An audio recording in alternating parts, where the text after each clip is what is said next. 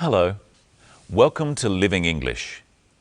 In today's episode, we're looking at how to talk about possibilities or what is likely to happen. And we're looking at a new verb tense, the present perfect. But first, it's time for sisters and brothers. In the last episode, Anne had lunch with Sarah's family.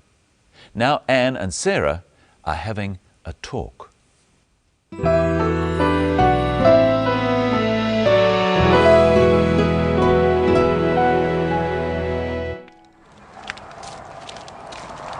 I'm sorry about my brother. Not at all. You have a lovely family. Everyone seems so happy. Anne, what's the matter? There's something I haven't told you. Oh, what is it? When I met your brother, I was thinking about my brother David. I haven't seen him for 2 years. How come? He's missing. One reason I came to Australia is to find him. I'm so sorry. Have you had any luck? Not yet.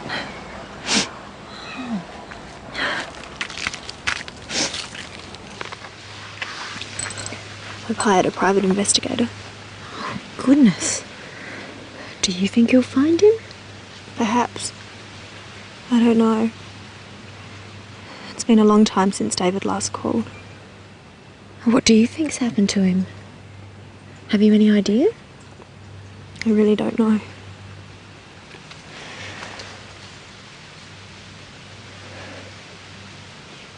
I can't help thinking the worst. I'm sure he's all right. If something bad had happened, you would have heard. I guess so. I suppose you're right. Let's hope Anne's brother is all right. We'll find out in future episodes. Well, let's look at some of the common expressions in that episode. First, Sarah apologizes for her brother's behavior. Remember, in the last episode, Sarah's brother Steve offered to take Anne out. You're lucky. I haven't been to the zoo. I'd love to go to the zoo. I'll take him.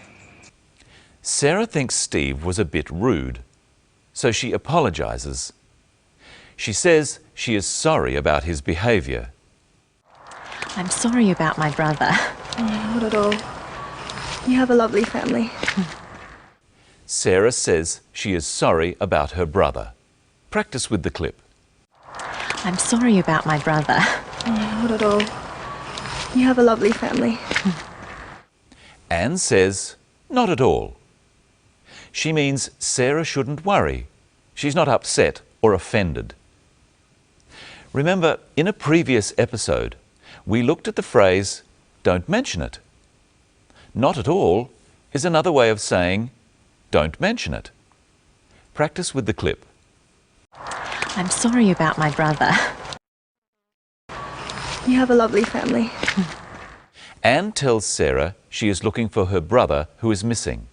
Listen to this clip. I've hired a private investigator. Anne says she has hired a private investigator. She has hired a detective. This is an example of present perfect tense. She hired a detective, and the detective is still working. Present perfect is used for actions started in the past that are still true. Present perfect is made from the verb have and the past participle of another verb. First, let's look at the verb have. Repeat them with me. I have. He has. She has. It has. You have. We have. They have. In our example, she has hired a detective. The past participle of the verb to hire is hired. so this can be added to the verb have or has to make the present perfect tense, like this. Usually, we shorten the have and has like this, so we would say, I've hired a detective. She's hired a detective. They've hired a detective. That sounds like too many detectives. Let's look at some other ways of using the present perfect. Anne, what's the matter? There's something I haven't told you. Anne says there is something I haven't told you. This is the negative. If Anne has told Sarah, she would say, I have told you, or I've told you. But she has not told Sarah about her brother. So she says, I have not told you, or I haven't told you. Practice with the clip. Anne, what's the matter? Anne, what's the matter? There's something I haven't told you. There's another example in the story. Listen. When I met your brother, I was thinking about my brother David. I haven't seen him for 2 years. Anne says she hasn't seen her brother for 2 years. The last time she saw her brother was 2 years ago, and up until today, she still hasn't seen him. That's very sad, isn't it? Yes, it is. Hello, Michelle. Hello, Brenton. 2 years is a long time not to see your brother. How else could Anne have said that? Let's look at 3 little words. For, since, and ago. They are all used to talk about time in the past. So if I say I haven't seen you for a week, what do I mean? A week has passed, and in all that time, you haven't seen me. So this is a week. And you haven't seen me in all that time. How sad. I could say I haven't seen you since last Monday. What does that mean? Well, you saw me last Monday, and now you're seeing me again. And how wonderful it is. So for is used for a period of time that something goes on. For a week. For 2 hours. For a year. Since is a specific time in the past. Since 10 o'clock. Since yesterday. Since last year. What about ago? You could say you saw me a week ago. I saw you a week ago.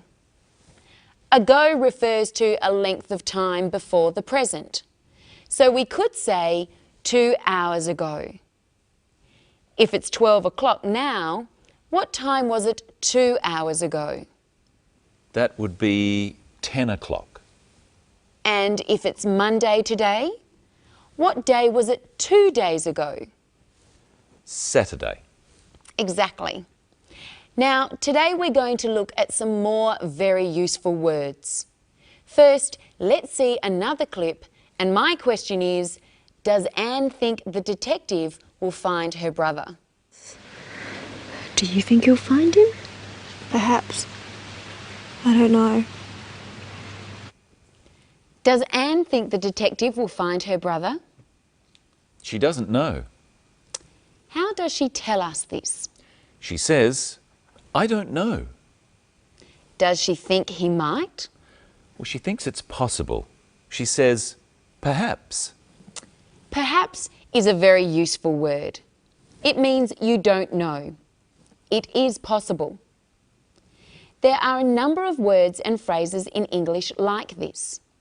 Let's look at some and see how to use them. Here's a chart. If you are sure the answer is no, or you disagree with someone, then you will say, definitely not, or I don't think so. Try after me. definitely not. I don't think so. If you're not sure, you could say maybe, possibly, or perhaps. Try after me. Maybe, possibly, perhaps.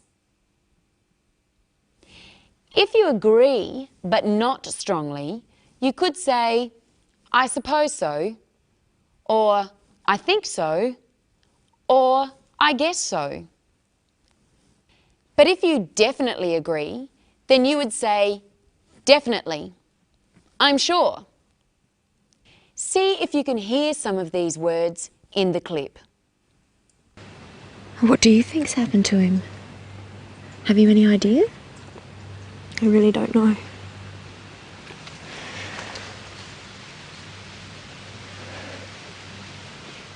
I can't help thinking the worst.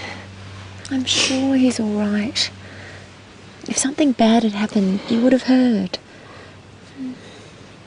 I guess so. I suppose you're right. Does Sarah think David is all right? Yes, she's sure he's all right. Does Anne think so? She's not so sure. She says, I guess so, and I suppose you're right. Speaking of guessing, Brenton, I've got a game for you. Okay. I've got 3 cups here. They're all upside down, and under one of them is a sweet, like this one. Do you know which one? I don't know. I have no idea. Here it is. Now watch carefully while I mix them up. Now, where is the sweet? I think it's under this one. Are you sure? I think so. I'm fairly sure. What do you think at home? Is the sweet under this cup? Are you sure? Or do you think maybe? Or definitely not? No. No. Do it again, do it again. I'll get it right this time. Okay. Which cup is the sweet under? This one, I think. You guess so? I guess so. I think. I'm fairly sure. No. Another Okay, try. One last more. time. All right. Which cup? This one. You're sure? Definitely. Okay, let's see. Yes! There we go. You can have that sweet. Thank you, Michelle. Well, it's definitely time for us to go. Oh, are you sure? I'm certain. But I'm sure we'll be back. And we'll look at how to describe a person. And we'll learn all about adjectives. What are they? Better watch next time and find out. And find out what happens to Anne next.